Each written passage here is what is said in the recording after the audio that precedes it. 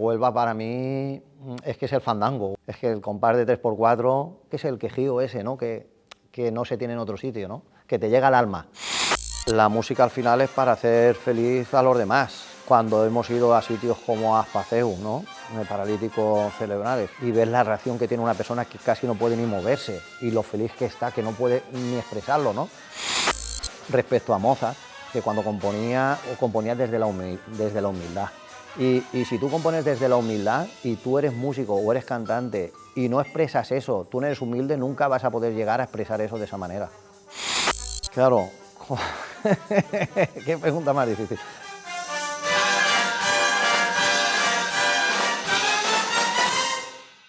Bueno, gracias Paco por asomarte a este rincón de esta revista ADN Huelva, en donde tratamos de sacar esa parte humana de personas como tú, con un director con una trayectoria espectacular en el mundo tan sensible de la música, director de la banda sinfónica municipal de Huelva, y que además viene de una tierra que ha dado artistas geniales en el mundo de la música, y donde la música quizás, como es Valencia, se vive de una manera muy particular, ¿no? Es casi una forma de vida.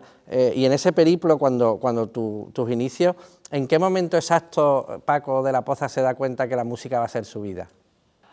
Pues fíjate, bueno, daros en primer lugar las gracias a vosotros. Para mí es un honor estar aquí con vosotros y que hayáis pensado en mí. Fíjate que yo nací en Valencia, pero mi historia es un poco curiosa, ¿no? Porque mis padres son andaluces.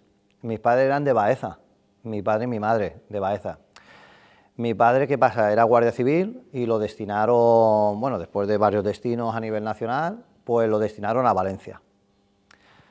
Y podría ser que la afición me vino de Valencia, musical, pero no me vino tampoco de allí. Resulta que íbamos en verano al pueblo, a Baeza, al pueblo de mis padres, íbamos en Navidad y en verano, lo típico, ¿no? Vas al pueblo cuando hay vacaciones con tus padres. Y mi abuelo era músico, yo a mi abuelo no lo conocí porque ya había fallecido, pero mi tío también era músico, era saxofonista, y nosotros nos quedábamos todos en casa de mi abuela, toda la familia, era una casa muy grande, y todas las familias, los que estaban en Barcelona, los que estaban en Madrid, nosotros, en Valencia, nosotros, allí había sitio para todo el mundo, ¿no? En casa de mi abuela. Y yo en verano, pues, veía a mi tío salir de músico y allí ensayar con el saxo, y ahí fue cuando me vino allí la afición, no me vino en Valencia. Y entonces, cuando llegábamos a Valencia, después de las vacaciones, en septiembre, yo a mi padre le ponía la cabeza como un bombo y decía, yo quiero ser músico, apúntame a la banda de mi pueblo, que era Paterna, allí en Valencia.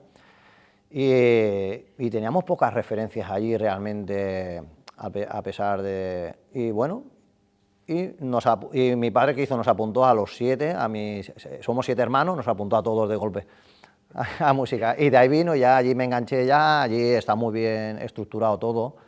Allí cualquier pueblo, prácticamente las academias de los pueblos son auténticos conservatorios, en infraestructura, en profesorado, en todo, y ahí ya, bueno, ahí ya vino todo ya. Y ahí inicias tu camino en el mundo de la música, y allá por el año 93 aterrizas en Huelva. ¿Cuál fue tu primera imagen de Huelva? No sé si lo conocías antes o qué pensaste al llegar. ¿Qué imagen te queda para lo bueno y para lo malo? Bueno, pues en aquellos tiempos que acabas la carrera, yo había hecho la mili, fui de los que hice la mili, y bueno, acabas de hacer el servicio militar y dices, oye, pues me voy a poner ya a opositar, ya se ha acabado la carrera, y empiezas a hacer oposiciones, ¿no? Y bueno, yo me enteré que había por el diario El Opositor, que era lo que nos llegaba al buzón, no como hoy en día, como sabemos, ¿no?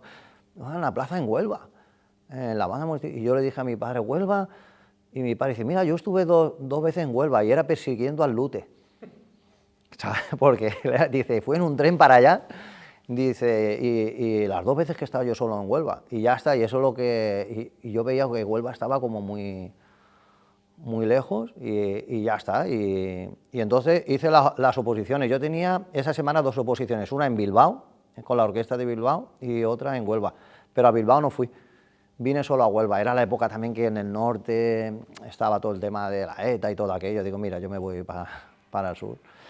Y bueno, siempre cuando haces una oposición dices, bueno, yo no creo que vaya a aprobar, ¿no? Porque opositas y opositas. Y entonces me vine con un amigo y nos dijo la de la agencia de viaje, mira, hay billetes para esta tarde, porque yo vine en diciembre y era el puente de la Inmaculada.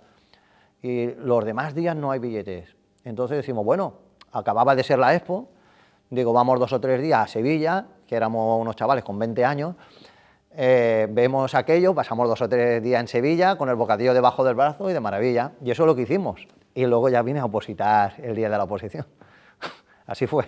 ¿Y qué imagen te llevaste? Cuando tú entras en Huelva, ¿qué sientes? ¿Qué dices? Bueno, la imagen me gustó en el aspecto porque, claro, Huelva es lo que también, bueno, en aquella época estaba la avenida Andalucía recién hecha, la nueva avenida Andalucía todavía no estaba hecha, Hipercor recién abierto, por lo que me contaban, ¿vale? Pero claro, conoces a la gente, lo que dice la cercanía de la gente. Me llamó mucho la atención que chavales de mi edad con 20 años te llamaban de usted. Parece que eso se ha perdido un poco, ¿no? Pero yo decía, era mucho respeto, mucho... Y luego, bueno, te hacías enseguida con la gente. Me gustó mucho eso. Y luego el tema del mar, cuando vas a ver cosas y tal, y eso, aunque era muy joven, o sea, me refiero a la semana de la oposición. Luego te puedo contar cuando ya aprobé. Cuando ya definitivamente dices, esta va a ser mi casa. Claro, cuando ya aprobé, yo el primer sitio que me fui a vivir fue a Punta Umbría, porque había un compañero de la banda que él vivía solo y vivía en Punta Umbría. Yo me voy a Punta Umbría a vivir entonces cuando apruebo, que es en enero tomo posesión, en invierno. Y era una maravilla, porque estábamos en Punta Umbría, podía tocar yo tocaba el bombardino y el trombón de vara, no molestaba a ningún vecino, porque allí no había nadie. Y era una maravilla salir a la calle, por la playa en Punta Umbría, esa tranquilidad, que no había bullicio, para mí era sensacional. Y luego cuando, claro, yo empiezo la primera semana, mi compañero me dice, oye, vamos a comer aquí a la ría. A comer a un sitio, a comer a otro, digo, madre mía, ¿esto qué es? ¿Sabes? Esto era, claro, lo que hablamos siempre de la gastronomía, ¿no? Y mira que a mí el pescado no me gustaba, y luego ya me aficioné aquí, y nada, y yo una maravilla, yo para mí estaba en el paraíso, con 20 años, venir aquí, sí que es verdad que se te hace muy largo al principio, porque claro, vienes de un sitio que dejas todo atrás, a la familia, la novia, todo. Entonces se me hacía muy largo, pero yo estaba muy bien, pero se me hacía largo a la gente que quería y que estaban en mi tierra, y todo mi ambiente que tenía allí no lo tenía aquí. Pero bueno, era una nueva etapa y poco a poco. Y ya estás plenamente asentado, ¿no? Eres un onubense más, y cuando tú vuelves a Valencia, a tu tierra, ¿qué le cuentas a los valencianos? ¿Cómo describes a Huelva cuando te preguntan? Bueno, yo estoy enamorado de Huelva, por eso, bueno, yo he tenido oportunidades de irme a probar oposiciones en otro sitio, de conservatorio, en fin, pero mi mujer también se vino de Valencia para acá, ella entró en la universidad de profesora, tuvimos la suerte de que los dos teníamos trabajo aquí, y luego nos ha gustado siempre, hemos vivido muy a gusto realmente. Entonces las niñas nacieron aquí también, son choqueras las dos, y yo cuando voy a Valencia, al principio, voy a ser sincero, era un poco de lucha, ¿no? Sobre todo en el tema musical, porque cuando tú llegas a Valencia, que allí la música es lo más grande, claro, parece que en los demás sitios no haya nada. Y ahora te tocaba luchar un poquito, oye, pues mira, pues sí, porque esto, porque lo otro y tal. Luego, claro, Huelva, igual que toda Andalucía, en el nivel musical ha crecido un 10.000%, por decir algo. Aquí es una cantera de músicos ya, y hay un ambiente musical formidable, ¿no? Y ahora, gracias a la globalización y a las redes sociales, todo el mundo ya sabemos lo que se hace en cada sitio, ¿vale? Pero yo siempre Huelva, no es que lo venda, es que lo expongo como que es un paraíso, una calidad de vida que yo no la cambio. Y es muy parecido a Valencia, porque Valencia también tiene su zona más, digamos, de sierra, y también lo que es la playa y toda la costa, ¿no? La personalidad de la gente también es muy parecida. La gente en Valencia, tú vas en el metro y va la gente, Amparo, no sé qué, no sé cuánto, va todo el mundo hablando y con el sentido del humor también. Y entonces es muy parecido. Yo lo vendo muy bien, no es porque lo venda bien, es que aquí han venido familiares y amigos que al año siguiente te han vuelto a llamar, oye, ¿Tienes la casa, tenéis sitio? Y repite, ¿no? Quien conoce Huelva repite. Exacto. ¿Y qué rincón de Huelva te ha enamorado y te sigue enamorando? ¿De la provincia? ¿De la capital? ¿De la capital, de la provincia? A mí, por ejemplo, de la capital me encanta, me gusta muchísimo la ría. Yo voy mucho a andar a la ría, me gusta mucho el paseo de la ría, me encanta el muelle de... Le habréis sacado fotos al muelle del Río Tinto, que estás ahí y dices, si tengo 100.000 fotos ya, y siempre cae otra. Y luego de la provincia es que me encanta la sierra me encanta. En mi familia somos unos enamorados de la sierra, intentamos todos los años un par de veces ir a la sierra. Y luego me encanta el Rompido, por ejemplo, me encanta. Hay sitios como el Rompido, Isla Cristina, Ayamonte, es que son sitios que me dejaré mucho, porque bueno, luego vas al Rocío y también te encanta. Es que hay muchas cosas. Y usted es un embajador, a usted le gusta la gastronomía, le gusta cocinar, además. ¿Qué plato de Huelva hace? Porque los de Valencia que hace aquí lo conocemos, la paella, ¿no? Pero ¿qué plato de Huelva hace usted en Valencia? Que no se pueden perder los valencianos. Yo platos de Huelva, es que a mí lo que me gusta de Huelva sobre todo es, voy a ser sincero, no soy muy de habas con choco, lo tengo que reconocer. Soy más de las habas, sí, el choco me gusta pero aparte, pero no soy de mucho guisado, ¿no? Pero las habas sí que me las como sueltas, digamos, ¿no?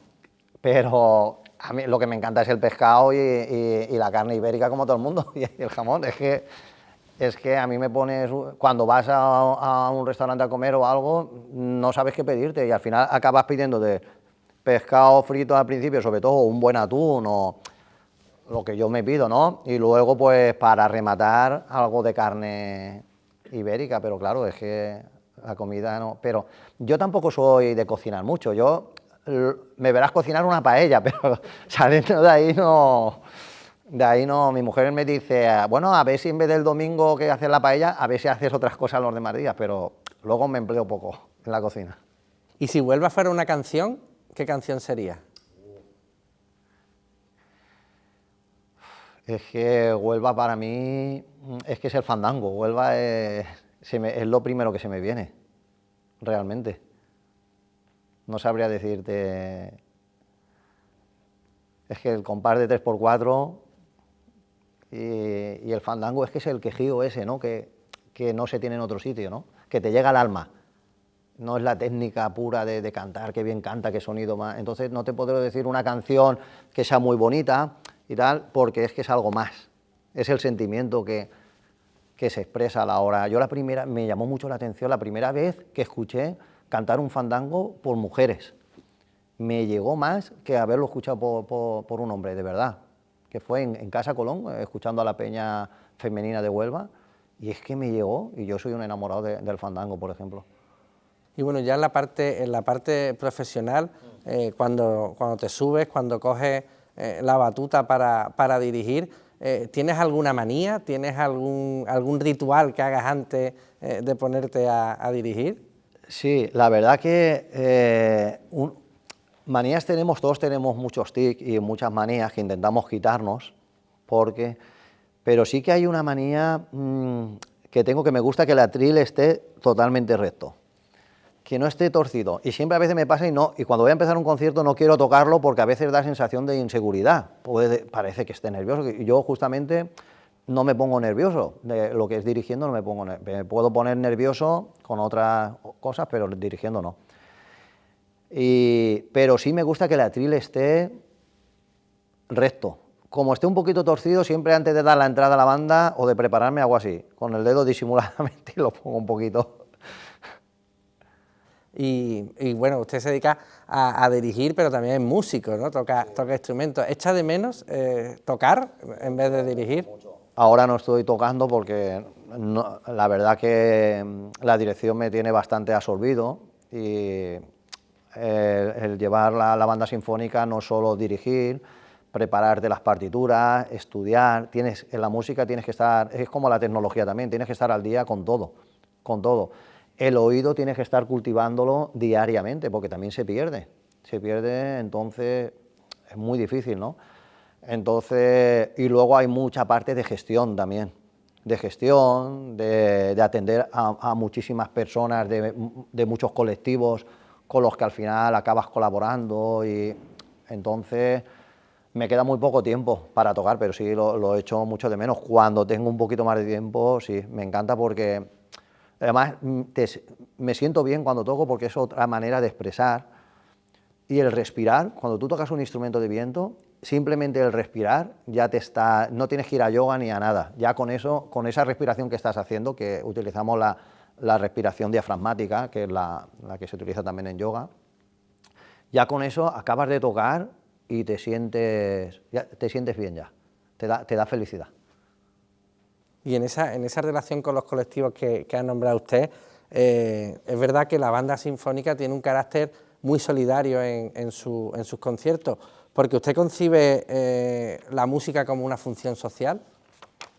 Sí, de hecho es lo que es, la música al final es para hacer feliz a los demás, porque es un arte, pero al final es educación, es cultura, pero nosotros cuando hemos ido a sitios como Aspaceus, ¿no?, paralíticos cerebrales, que ves lo que ves allí y ves la reacción que tiene una persona que casi no puede ni moverse y lo feliz que está, que no puede ni expresarlo, ¿no?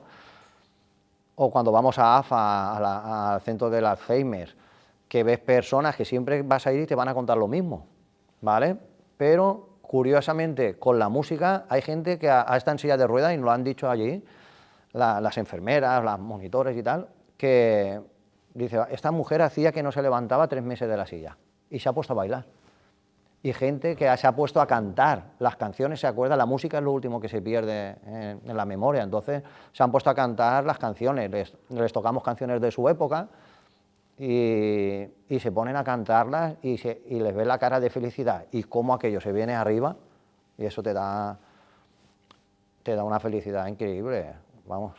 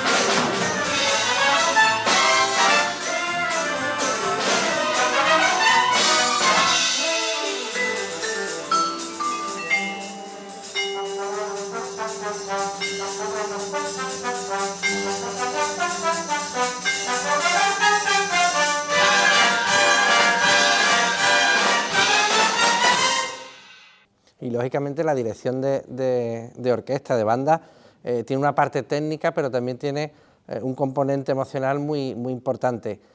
¿Usted ha llegado a dar algún concierto que recuerde con el alma totalmente roto por alguna anécdota personal o algún problema personal, de decir, en estos artistas, ¿no?, que os subís al escenario sin que la gente sepa qué os pasa realmente, ¿no?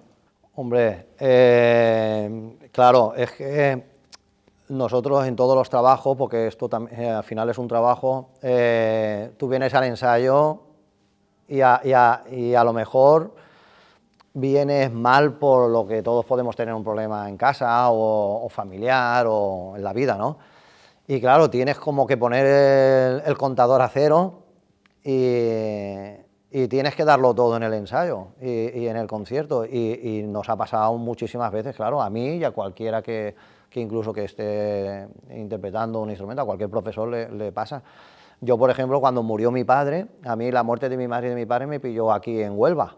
Y me acuerdo perfectamente, con mi madre me llamaron y le estaba dando clase a un niño, le estaba dando clase de trombón de varas, y con mi padre, bueno, se puso malo antes, no me pilló pero siempre me ha pillado en Huelva, y el vivir fuera es lo que tiene, ¿no?, que te toca coger el coche, lo pasa muy mal esos días, el camino, con las niñas pequeñas, y luego yo cuando falleció mi padre, a los 2 días estaba dirigiendo un concierto, porque me sabía mal el anularlo y hombre, no estás como tienes que estar, ¿no? Pero bueno, es lo que esta profesión a veces no se ve desde abajo, pero te subes al escenario muchas veces y dices, hoy no estoy para subirme, y tienes que tirar para adelante, y ya está. Y en esa experiencia, ¿cuál es el sitio más espectacular en el que has tocado o en el que has dirigido? En el que he dirigido, bueno, yo en el que he dirigido, por supuesto, cada concierto que hago en Gran Teatro o en Casa Colón, con tu público, que sabes que es gente que te conoce, que esperan lo mejor de nosotros, eso es muy especial. Y luego, bueno, yo he tocado en sitios aquí en España como el Auditorio Nacional, el Palau de la Música de Valencia, el Palau de Barcelona, pero digamos como espectacular en el Concert Hall de Seúl, en el Auditorio de Seúl, no por nada, sino porque es como 7 o 8 veces la Casa Colón. Y digo, ¿esto se llenará? Y ahí cabían 4 o 5 mil personas, ¿sabes? Y ese ha sido un concierto que fui allí, que se conmemoraba, allí fui como instrumentista a tocar Don Quijote de Strauss, y era la conmemoración de la paz bueno, no de la paz, porque todavía siguen en guerra, del alto el fuego, digamos, entre Corea del Sur y Japón. O sea, oficialmente creo que todavía no estaba firmada la paz, por lo que me explicaron. Y era un concierto en conmemoración de esto, que me hicieron una llamada, lo que pasa con la música, ¿no? Que hemos viajado mucho, los músicos tenemos la suerte que hemos viajado y gratis. Y encima, normalmente nos suelen pagar, no siempre, ¿eh? Y en Sudamérica también, en Brasil, en Chile, es que gracias a Dios con la música he visto escenarios muy buenos. Y en esa experiencia tan dilatada, ¿alguna anécdota divertida o algún que ahora lo ves desde la distancia como divertida, el quedarte en blanco, el que suene mal y saber que es que está sonando mal, sí, o el que no te aplaudan, por ejemplo? Sí, hay obras que no tienen un final conclusivo, digamos, y el público se ha quedado así y te has girado y has dicho, ojo, ahora, pero bueno, yo siempre he tenido desde joven, me pasaba ya en el colegio, de entrarme la risa, de los nervios de entrarme la risa, y me ha pasado en el escenario. Y me ha pasado hablando en el escenario, y mis compañeros que ya me conocen, cuando se me van media carcajada, ya hacen así como diciendo que no, por favor. Y me llegó a pasar aquí en Huelva, justamente en un concierto escolar, y con el primer director que yo conocí, Vicente Sanchís, y Sanchís se fue al lado de un escenario y me decía, ven ya. Pero es que claro, es una risa que se contagia, y estaba todo el auditorio partiéndose de la risa, y yo digo, de aquí me echan, porque además yo estaba interino en aquella época, y yo le decía así, espera que lo arreglo, y cada vez era peor. Y entonces nada, pero yo al día siguiente fui a pedirle disculpas y me dice, fue lo mejor, al final, ¿sabes? Y digo, bueno, pues menos mal. Y luego sí que ha habido, alguna vez en nuestra vida nos ha pasado de algún concierto, no aquí justamente, pero cuando al músico le sacas de la zona de confort, por ejemplo, hay obras que dice, vamos a cantar, el autor ha puesto que tienes que cantar, eso es muy peligroso, y más si te pones de pie, y a lo mejor, y una vez sí que lo hicimos, en un concierto, cantando en Noche de Paz, o no me acuerdo lo que era, a voces, y claro, nosotros no somos cantantes, y en el momento que se ríe uno, claro,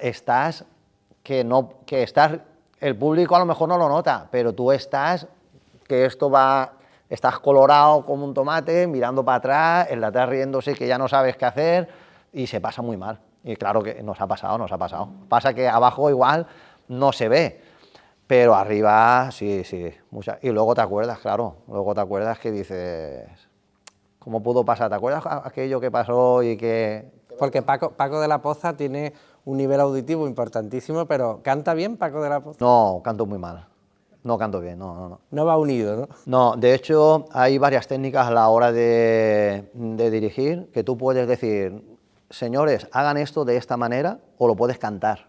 Las dos cosas no se deben de hacer, o cantas o dices cómo se debe de hacer.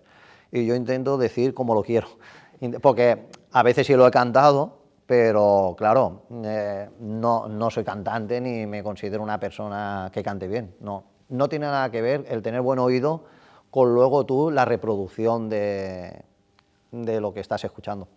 ¿Y qué música escucha Paco de la Poza en su día a día? Yo es que me pasa como a mi familia, nos pasa a todos igual. A mi hija la castigo un día sin Spotify y me dice, mira, castígame con lo que quieras, pero por favor, no me dejes sin música, ¿sabes? Las dos, pero es que escuchamos de todo. Yo no solo música clásica, por supuesto, al ser mi trabajo, es lo que he estudiado, pero a mí es que me encanta la música pop, me encanta el jazz, me encanta el flamenco, que fue algo que conocí cuando vine a Huelva, lógicamente. De hecho, siempre me he considerado un director que hago muchas fusiones y muchos espectáculos con otros artistas que no tienen nada que ver, desde rock hasta pop, flamenco, hemos hecho de todo, pero no es por nada, es porque a mí ese terreno no me da miedo porque lo he ido conociendo a través de los años y ya sé el funcionamiento que lleva. Y sé que hay que hacer unos arreglos, que hay que adaptarse al artista, que hay que amplificar instrumentos, que eso normalmente en la música clásica le hablas a un director de amplificar y dices, ¿eso qué es? Porque no se amplifica nunca nada, ¿no? Y entonces he hecho copla, es que he hecho de todo. Y es que la música, mientras sea buena, lo único que no aguanto es el reggaetón. El reggaetón es lo único que no puedo, pero que también habrá bueno, me imagino, pero claro, esas letras y esas... ¿sabes? Es lo único, pero la música mientras sea buena yo creo que es que te llegue, Y en esa relación con los artistas que has comentado, ¿cuál es el artista con el que soñabas compartir escenario y lo has conseguido? ¿Y cuál es aquel o aquella que no compartirías nunca más, si lo quieres decir? ¿O te ha llevado una mala experiencia? Claro, qué pregunta más difícil. Bueno, el tema es que yo hay artistas que nunca me imaginé que les dirigiría. Yo, por ejemplo, hace poco dirigía a India Martínez, nunca me imaginé dirigir a India Martínez en el Festival de Cine, o a Martirio, o a... no sé, no por nada, sino porque... o a los cantores de Hispali, que mis padres los escuchaba y tenía todos los discos y yo incluso los ponía y a bailar, y cuando vinieron, que los dirigí en El Llamador, hablé con ellos y se lo dije sinceramente, le digo, oye, si mi padre viviera estaría orgulloso que os esté yo dirigiendo a vosotros. Por ejemplo, un caso, ya por tema de familiar, ¿no? De tradición familiar, ¿no? Mi padre ponía Alameda, tenía los discos de Alameda, allí en Valencia, ¿sabes? Y de Jarcha, y fíjate, y luego yo no sabía de dónde eran, y cuando vine aquí me enteré que eran de aquí. Entonces hay ciertos artistas, sobre todo estos, los que de pequeño yo en mi casa he visto que mi padre tenía discos, y luego aquí he tenido la oportunidad, como con Pepe Roca, por ejemplo, ya no porque sean otros, puede haber más famosos, como India Martínez, que ahora tal, o no sé, puede haber muchos artistas, ¿no? He hecho muchos espectáculos con Lola Reina, que es una artista de copla, que es la sobrina de Juanita Reina, que ahora la vamos a tener el día 25 aquí en Casa Colón otra vez. De copla he hecho con muchos, con mucha gente, con Álvaro Díaz, con Joana Jiménez, y luego ha sido un lujo, es que hacer música con grandes artistas, como con Argentina, por ejemplo, cuando has hecho, y luego, bueno, con solistas clásicos también, con violinistas que han venido fenomenales, chelistas, directores, en fin, es que el mundo de la música al final es un mundo que tú ves a una persona aquí, pero luego, cuando te pones a hablar de música, al final somos todos iguales, somos músicos. Y ya está, algunos más famosos y otros menos. A mí me lo dijo una vez un profesor de la Orquesta Nacional de España respecto a Mozart, que cuando componía desde la humildad. Y si tú compones desde la humildad y tú eres músico o eres cantante y no expresas eso, tú no eres humilde, nunca vas a poder llegar a expresar eso de esa manera, porque no tienes esa humildad. Entonces, bueno, técnicamente te puede parecer alguien perfecto, pero luego siempre va a faltar algo. Y bueno, Paco es un onubense más. ¿Mi Huelva tiene una ría o el himno de Huelva? Mi Huelva tiene una ría. ¿Se sabe usted la letra del himno de Huelva? Sí me la sé porque lo hemos hecho muchísimas veces, pero me sé mejor Huelva tiene una ría. Lo hemos hecho muchas veces con cantantes pocas, porque además se recorta mucho porque es muy largo, y claro, pero al final es algo natural. Mi Huelva tiene una ría es algo que lo conoce todo el mundo, y el himno realmente lleva pocos años, entonces claro, todo lleva su tiempo, ¿no? Entonces, y claro, mi Huelva tiene una ría que se toca hasta fuera de Huelva. Es el paso doble por excelencia de Huelva, ¿no? Entonces, es la pieza que más quizás he dirigido más en mi vida, creo. Siempre te la piden, en cualquier actuación hay que acabar con mi Huelva tiene una ría. Y bueno, y ya en su entorno familiar, el legado de Paco de la Poza va a seguir vivo, ¿no? Sigue vivo con sus hijas. ¿Sueña no sé si se ha producido ya, sueña con dirigir, con tocar con sus hijas también? Sí, bueno, de hecho ya lo he hecho. Con la mayor la he dirigido muchas veces, ella es chelista. He tocado junto a ella. Y ahora, hombre, lo sueño con la pequeña que toca el piano, que tiene 16 años, va muy bien también, y con ella sí me gustaría hacer eso. Y sueño con que ellas me dirijan a mí, más que yo a ellas. Bueno, la verdad que el tema de los músicos tenemos vamos a ver, cuando eres músico, los músicos es como si no existiera nada más alrededor nuestra muchas veces, ¿no? Somos como somos felices con el trabajo que tenemos, queremos también que los demás sean felices. Entonces yo a mis hijas desde pequeñitas y mi mujer le hemos inculcado la música. Y siempre hemos pensado, bueno, te sacas la carrera y si luego tú no quieres seguir, pues ya te dedicas a lo que tú quieras. Pero no hemos sido padres de decir, no, es que el niño no quiere aprender música, porque al principio puede ser que no quieran. Pero conforme van descubriendo la música, porque la música, no nos olvidemos, la música no es el conservatorio, ni es la enseñanza de la música, es otra cosa. Ahí te enseñan la teoría, te enseñan, pero la música luego hay que vivirla, y realmente los niños, igual que los mayores, se enamoran de la música cuando la viven, cuando viven la práctica realmente, y con más gente, ¿no? Y yo con mis hijas me ha pasado eso, han tenido su fase de no querer ser músicos, y luego hacerles un clic, y conforme han ido aprendiendo, han ido valorando y han ido conociendo. El conocer las cosas es cuando empiezas a valorarlas. Y yo me he vuelto al revés, ya me he vuelto menos de decir, bueno, que hagan lo que quieran, si no quieren ser músicos, que no sean músicos. Porque al final cada uno tenemos nuestra vida y cada uno tiene que ser feliz en lo que quiera, pero bueno, de momento ellas están tirando por ahí. Y bueno, y para concluir esta entrevista, son muchos años los que lleva dirigiendo y al cargo de personas, de músicos. ¿Cómo quieres que te recuerden esos músicos cuando tú ya abandones la dirección? Bueno, ¿qué les quieres trasladar o qué semillita quieres plantar en ellos, ¿no? Sí, pues simplemente el tener una imagen que yo haya sido honesto conmigo mismo, haber sido trabajador, buen compañero y poco más. O sea, porque luego la profesionalidad se demuestra en el día a día. Hoy en día todo el mundo pone todo por las redes sociales, para el marketing, para darse a conocer, y lo hacemos todos porque, y en el mundo de la música incluso más, porque es una ventana al exterior, ¿no? Para que te conozcan y tal. Pero luego los que hablan son los músicos. Cuando tú te pones delante de los músicos, ellos son las mejores redes sociales que hay. Ellos son los que luego hablan a uno, oye, pues me ha dirigido bien, o ha trabajado muy bien. Entonces, el día a día es lo que yo intento, igual que con las personas cuando atiendes a alguien, es lo que yo siempre he intentado. Entonces, no sé, seré un romántico o lo que sea, pero yo no quiero que me recuerden por haber hecho nada grande, porque aquí estamos, como se suele decir, picando piedra todos los días, e intentando que esto vaya creciendo, ¿no? Artísticamente, trabajar con dignidad. Pero bueno, yo estoy muy contento con el rumbo que tiene la Banda Municipal de Huelva, todos los proyectos que hemos realizado, pero quitando todo eso, tampoco quiero que se me recuerde por el trabajo que yo haya intentado hacer estos 6 años que llevo al frente de la dirección, porque al final es un trabajo en equipo.